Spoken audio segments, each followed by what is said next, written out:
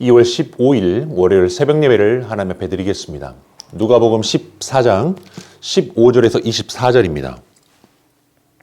함께 먹는 사람 중에 하나가 이 말을 듣고 이르되 무릇 하나님의 나라에서 떡을 먹는 자는 복되도다 하니 이르시되 어떤 사람이 큰 잔치를 베풀고 많은 사람을 청하였더니 잔치할 시각에 그 청하였던 자들에게 종을 보내어 이르되 오소서 모든 것이 준비되었나이다 하매 다 일치하게 사양하여 한 사람은 이르되 나는 밭을 샀음에 아무래도 나가 보아야 하겠으니 청컨대 나를 양해하도록 하라 하고 또 한 사람은 이르되 나는 소 5 샀음에 시험하러 가니 청컨대 나를 양해하도록 하라 하고 또 한 사람이 이르되 나는 장가 들었으니 그러함으로 가지 못하겠노라 하는지라 종이 돌아와 주인에게 그대로 고하니 이에 집 주인이 노하여 그 종에게 이르되 빨리 시내 거리로 와 골목으로 나가서 가난한 자들과 몸 불편한 자들과 맹인들과 저는 자들을 데려오라 하니라. 종이 이르되 주인이여 명하신 대로 하였으되 아직도 자리가 있나이다. 주인이 종에게 이르되 길과 산 울타리 가로 나가서 사람을 강권하여 데려다가 내 집을 채우라. 내가 너희에게 말하노니 전에 청하였던 그 사람들은 하나도 내 잔치를 맛보지 못하리라 하였다 하시니라. 오늘 이 새벽에도 주님의 은총이 여러분 가정에 함께하기를 소망합니다. 잔치를 벌여서 손님들을 초청했는데 오지 않을 경우 주인의 마음은 몹시 상하겠죠. 이스라엘과 같이 체면을 존중하는 사회에서 잔치를 연 뒤 손님을 초대했는데 응하지 않을 경우 주인은 큰 모욕감을 느끼게 될 것입니다. 결혼잔치가 있어서 청첩장을 다 돌렸는데 그 사람들이 분명히 온다고 했는데 정작 당일에는 나타나지 않는 거예요. 그것도 말도 안 되는 핑계를 대면서 나타나지 않는 겁니다. 그래서 예식장은 텅텅 비었던 거예요. 그때의 민망함과 수치심은 이루 말할 수 없을 것입니다. 주인의 입장에서 빈자리만 생각하면 길거리에 나가 아무라도 데려와 앉히고 싶은 충동이 당연히 일어나겠죠. 오늘 본문의 큰 잔치 비유는 매우 단순한 구조로 되어 있습니다. 맨 먼저 초대받은 이들이 모조리 거부하자 전혀 예상 밖의 비천한 이들이 대신 초청을 받았다는 줄거리입니다. 이 비유는 어렵지 않게 해석할 수 있는데요. 큰 잔치를 배선한 그 주인은 하나님을 뜻합니다. 그리고 큰 잔치는 하나님의 나라이죠. 그리고 종들은 예언자 혹은 예수님입니다. 그리고 처음 초대된 자는 누굴까요? 바리새인과 서기관들과 같은 유대 종교 지도자들을 말하고 있죠. 그리고 나중에 초대된 그 성 안의 천민들은 세리들이나 창기들과 같은 유대의 죄인들이었습니다. 그리고 나중에 강권적으로 초대된 성 밖의 사람들은 이방인들이죠. 예수님께서는 처음 하나님의 나라를 선포하셨고 사람들을 초청하셨을 때 유대사회 지도층인 바리새인들과 서기관들이 그 대상이었는데 그들은 일체 모두 거부하였습니다. 의롭고 경건하다고 자타가 공인하는 정치 종교 엘리트들이 갖가지 핑계를 대고 초청을 거절하자 할 수 없이 예수님은 성 안에 가난한 자들과 지체 장애자들과 같은 유대 천민들을 하나님의 나라에 초청하셨습니다. 이들은 실상 초대받지 못한 손님들이었지만 처음 초대받은 지도층 인사들이 잔치를 거부하자 대신 초대받은 손님들이기도 했습니다. 그러나 그렇게 해서도 잔치 자리는 여전히 비어 있었던 것이죠. 가난하고 천대받은 유대인들도 가득 채워져도 천국 자리가 여전히 텅 비어 있자 이번에는 성 밖에 있는 사람들, 즉 유대인과 어떤 종교 지도자가 아닌 이방인들까지 초청이 되었던 것입니다.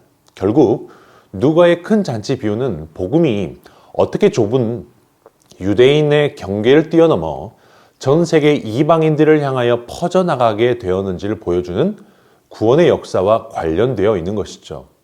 먼저 선택된 유대 지도자들이 복음을 거부하자 복음은 연이어 가난한 유대 천민들 차지가 되었으며 그것도 모자라 민족이나 인종에 관계없이 전 세계 모든 이방인들에게까지도 확대되었다는 것입니다. 오늘 하나님의 나라의 잔치의 초대 비유를 통해 우리가 생각하고 적용해 보고 싶은 부분은 나가서 사람을 강권하여 데려다가 내 집을 채우라 라고 하신 말씀입니다. 이것은 사랑의 강권이죠. 끝까지 사랑을 느끼게 하는 강권입니다. 하나님의 마음이기도 합니다. 하나님께서 가장 관심을 갖고 집중하시는 일에 최우선 순위라는 것을 보여주는 것이죠. 하나님의 뜻에 대해서 디모데전서 2장 4절은 이렇게 말합니다. 하나님은 모든 사람이 구원받으며 진리를 아는 데 이르기를 원하시느니라.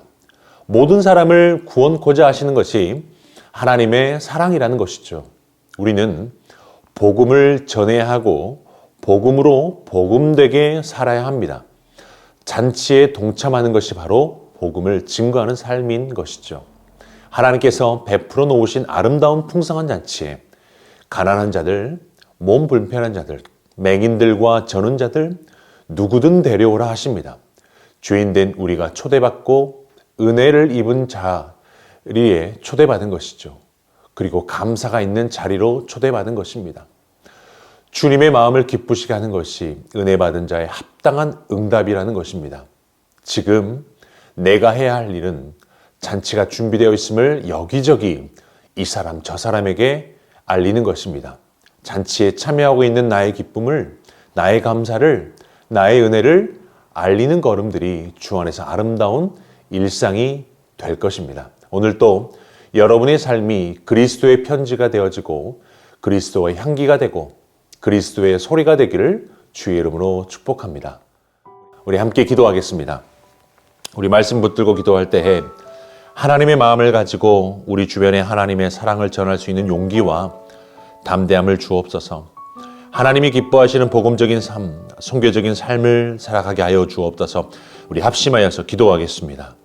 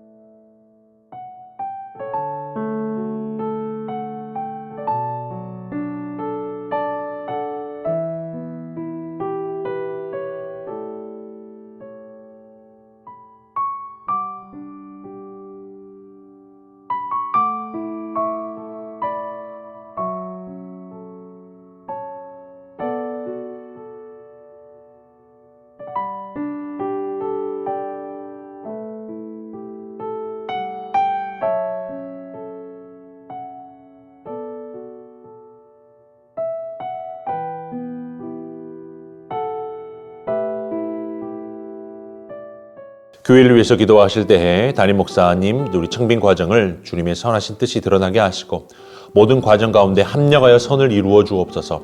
교회에 복음이 필요한 곳에 복음이 필요한 가족들에게 복음이 흘러가게 하여 주옵소서. 우리 합심하여 기도하겠습니다.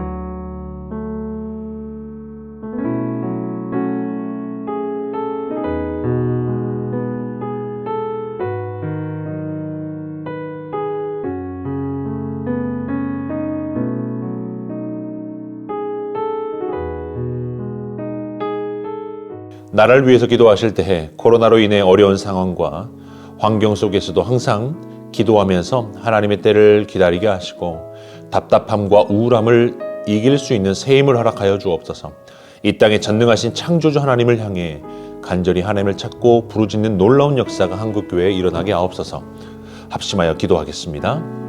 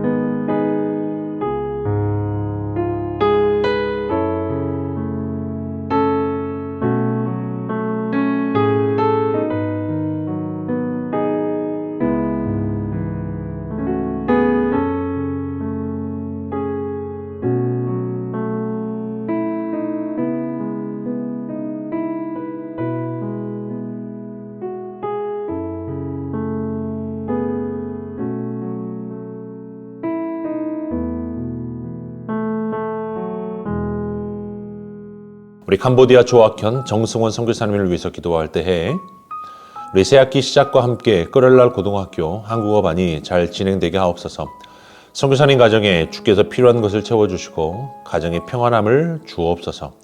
환우들 위해서 기도할 때에도 김인혜 일사님, 정임 집사님, 김영자 권사님, 김찬준 집사님, 정순금 권사님, 김봉당 권사님, 조금열 집사님, 안행수 집사님, 제역기 성도님을 위해서 함께 기도하겠습니다.